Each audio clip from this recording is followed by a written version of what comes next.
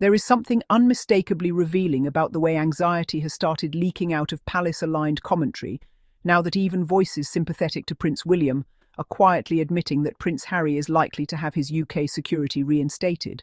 Because if the Ravec process were genuinely independent, impartial,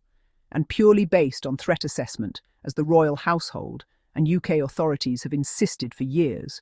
then there would be no need for preemptive briefings, no need for narrative shaping, no need for subtle panic dressed up as concern about precedent or optics. Yet what we are witnessing instead is a barely concealed fear of what happens when the truth is allowed to stand on its own without palace spin, because security was never just about protection. It was about leverage, obedience, hierarchy, and punishment. And the moment Harry and Meghan stepped outside the rigid confines of an institution that demands silence in exchange for status, that leverage was weaponized against them in a way that now looks increasingly indefensible. And the reason this matters so much is because Harry's risk profile did not vanish when he stopped being a working royal. His birthright, his visibility, his history, and his mother's fate did not suddenly become irrelevant. And anyone pretending otherwise has been relying on willful ignorance rather than evidence. Because the threats were documented, the hostility was public, and the media ecosystem that fed off dehumanizing Meghan while trivializing Harry's warnings never paused to ask whether it was contributing to the danger it later dismissed. And now that the possibility of security reinstatement is being openly acknowledged, the cracks in the official story are widening, exposing just how fragile the palace's claims of neutrality have always been. Because if this were simply a technical administrative matter, there would be no emotional reaction from Prince William's camp, no whispers of concern about embarrassment, no frantic attempts to downplay what security restoration would symbolically represent, which is an admission that the system failed in its most basic duty of care, not once but repeatedly, and that failure becomes even more uncomfortable when contrasted with the palace's eagerness to protect its image while allowing two of its members to be scapegoated for daring to set boundaries. And it is impossible to ignore how much of this panic appears rooted in narrative control rather than genuine concern for process. Because for years, the public has been fed a simplistic morality tale in which William is the steady heir and Harry the troublesome spare, a framing that collapses the moment Harry's claims are validated by independent review, because security reinstatement does not just protect Harry physically, it undermines the story that he exaggerated, manipulated, or manufactured fear for sympathy, and instead confirms that his concerns were grounded in reality, that the risks were known, and that they were ignored or minimized until legal scrutiny made denial untenable. And this is precisely why the idea of Harry returning to the UK under conditions that affirm his safety and autonomy is so destabilizing to the royal narrative, because it challenges the assumption that exile was a consequence of irresponsibility rather than a rational act of self-preservation. And it reframes Meghan not as an interloper who destabilized the monarchy, but as a woman who identified an unsafe environment and refused to accept institutional gaslighting as the price of belonging. And the UK tabloids have played an indispensable role in maintaining the illusion that Harry and Meghan were the problem, because their business model depends on outrage, repetition, and dehumanization, particularly when the target is a woman of colour who does not perform deference, and time and again the press chose access over accountability, amplifying anonymous palace sources while dismissing the Sussexes' lived experience as whining, despite the obvious parallels to Diana's treatment and the well-documented consequences of sustained media harassment. And when Harry explicitly warned that history was repeating itself, he was mocked rather than listened to, his trauma reframed as paranoia, his protectiveness toward his wife and children portrayed as melodrama. And now that the same system appears poised to quietly reverse course on security, the refusal to acknowledge error becomes glaring, because instead of reflection, we see defensiveness, instead of empathy, we see resentment, and instead of accountability, we see attempts to reframe the outcome as inevitable rather than corrective. And Prince William's reported discomfort with this process is particularly telling, because it suggests that the issue is not whether Harry deserves protection, but whether acknowledging that need disrupts the carefully curated image of institutional competence and fraternal unity. And it raises deeply uncomfortable questions about why preserving hierarchy seems to matter more than acknowledging harm, and why loyalty to the system appears to outweigh loyalty to family. And this dynamic is not accidental but structural. embedded in a monarchy that has long prioritized the stability of the crown over the well-being of individuals, especially those deemed expendable. And Harry's role as the spare has always made him uniquely vulnerable to this calculus, because his purpose within the system was never autonomy but support, never truth-telling but containment.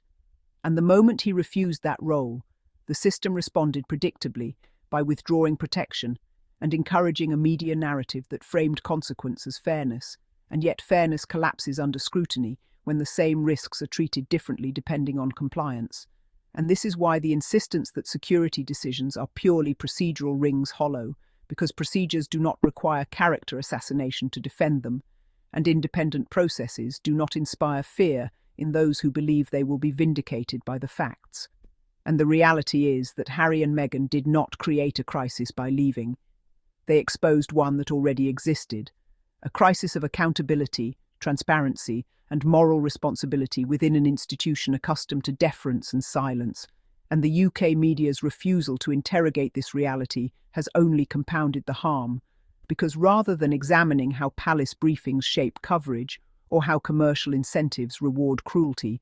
many outlets doubled down on framing Harry and Meghan as disloyal, opportunistic, or attention-seeking, even as evidence mounted that their concerns were legitimate. And this selective skepticism has consequences, because it teaches the public that power should not be questioned, and that those who do question it deserve punishment. And the removal of security functioned as exactly that. A warning disguised as policy, sending a message that autonomy would be met with vulnerability,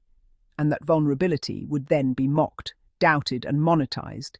And the fact that Harry chose to challenge this through legal channels rather than capitulation is precisely why the outcome now matters so much, because courts do not operate on palace whispers or tabloid headlines. They operate on evidence, and evidence has a way of dismantling narratives built on assumption and hierarchy,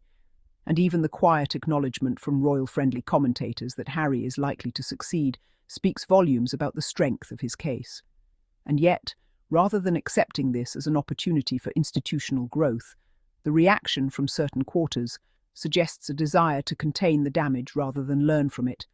because admitting that Harry was right means admitting that the system failed, and admitting failure threatens the illusion of moral authority that the monarchy depends on. And this is why the Sussexes continue to provoke such disproportionate hostility, because they represent a refusal to play the assigned roles, a challenge to the idea that suffering is noble when it serves tradition, and a reminder that dignity should not be conditional on obedience. And the irony is that Harry and Meghan have consistently articulated values that the monarchy claims to champion: service, compassion, mental health awareness.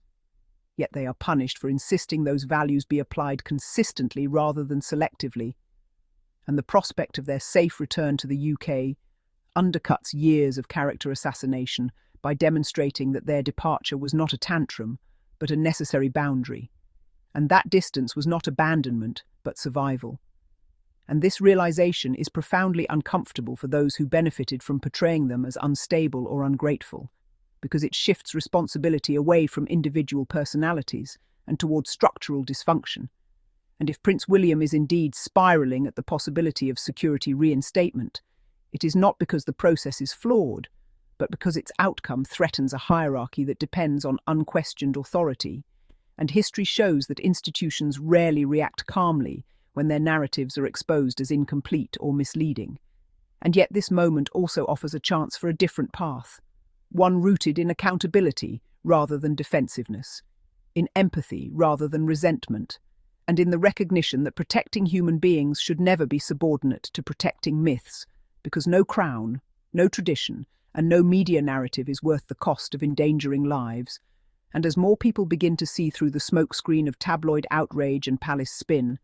the Sussexes' insistence on safety, truth, and autonomy becomes harder to dismiss, not because they are flawless, but because their experience resonates with anyone who has ever been told to endure harm quietly for the sake of appearances. And this is why the issue of security transcends logistics,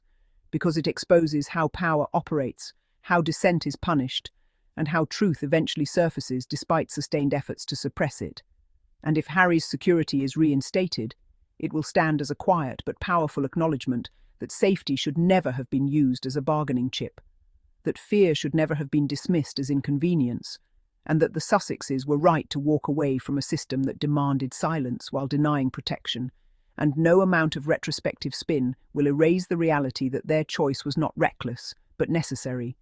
and that the panic we are seeing now says far more about the institution than it ever did about them.